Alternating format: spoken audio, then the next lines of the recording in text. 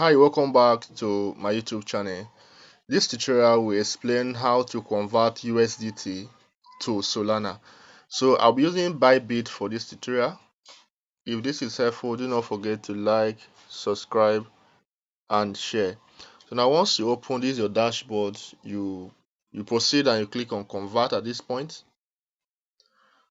So now once you click on convert, since you are converting from USDT to Solana, you proceed and you click on the refresh icon to navigate from top to bottom, and then you input the numbers of USDT you want to convert. So now let me go with 8 USDT.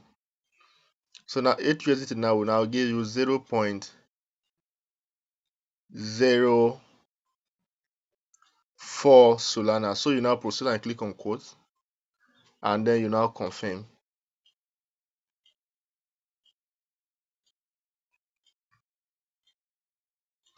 So this is how to convert your USDT to Solana. So if this is helpful, do not forget to like, subscribe and share.